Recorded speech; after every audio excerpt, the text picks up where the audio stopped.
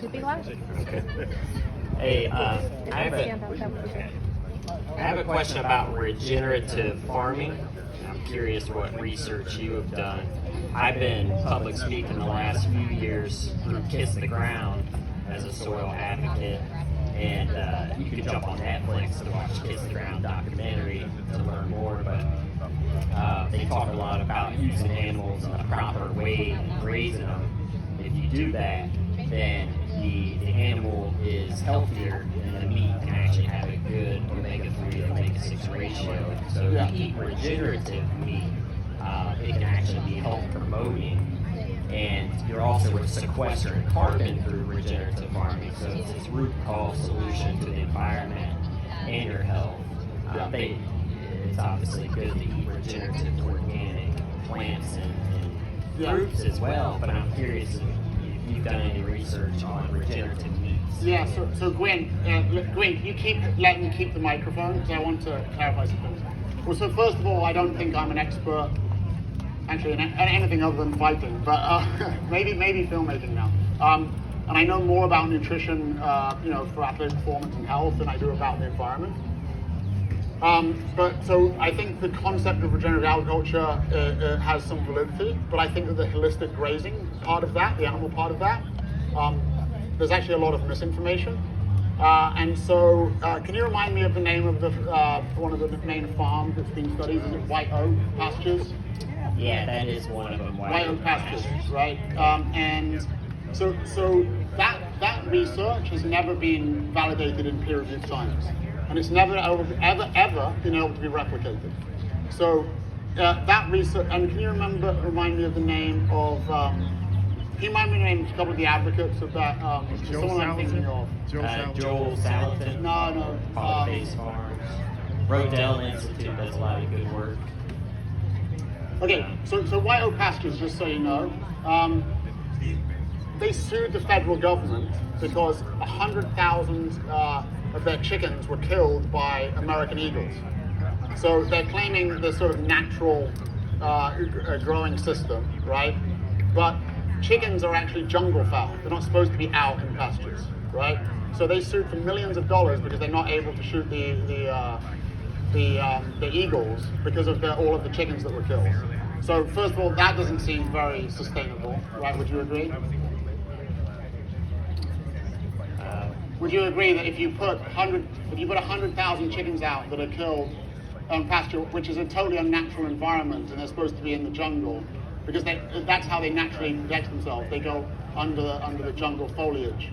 Would you agree that if you put chickens out on massive pastures, which feels natural, right? It seems natural because they're roaming around, actually isn't natural at all, and then you sue the federal government for taxpayer dollars, I would say that's not very sustainable. Would you agree? Yeah, another good movie is Biggest Little Farm. No. She just answered the question. Would you agree that that's not very sustainable? No, that particular instance. Okay, and then also, if you want to talk about the sustainability, It's getting really defensive. If you want to talk about the sustainability of what you're talking about is carbon sequestration. So the concept is that you put cows, the methane goes in the ground, they tread it into the ground, so that sequesters the methane, right? And then they move those into different areas of pasture. This has a very short-term impact because you can only push so much of that of the feces into the ground for the methane sequestration. So there's a lot more to it as well regarding the life of the short-term impacts of methane versus carbon dioxide. And so in the short term, it may have some marginal benefit, but in the long term, I don't think it does at all. And in fact, cows that are eating grass emit more methane than those that are grain-fed. So I don't claim to be an expert. I've got connections that could speak to a much higher level of this. And there's a great podcast, Planetary podcast, where on one of the episodes they talk to an expert and regarding Kiss the Ground and the regenerative agriculture.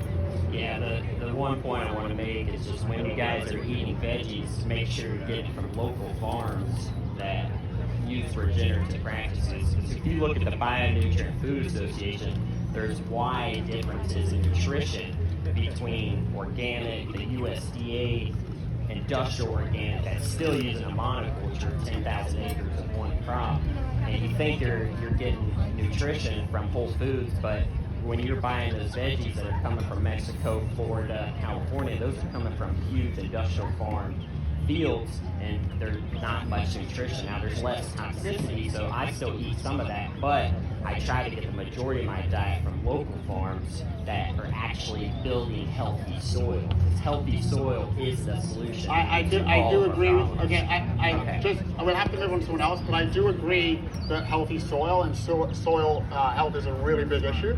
I think that the topic of local versus non-local is much more nuanced than that. So it feels very natural that having local is going to be much better, but there are economies of scale with stuff grown elsewhere. And also the organic versus non-organic, that's actually more nuanced also. Rotenone, for example, which is an organic pesticide, has been shown to be much more harmful than even Roundup.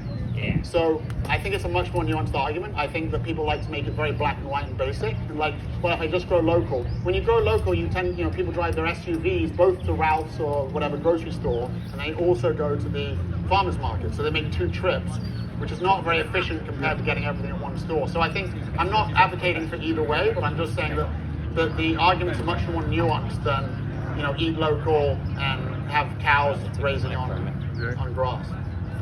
Thank you. I'm going to put a plug in for my restaurant, Green Fare. We use organic. I'm a big believer of organic. It's a process, and it's about soil, and the local and sustainable is a great thing. So I appreciate your comments. Thank you. Anybody else? Questions? I can't hear you.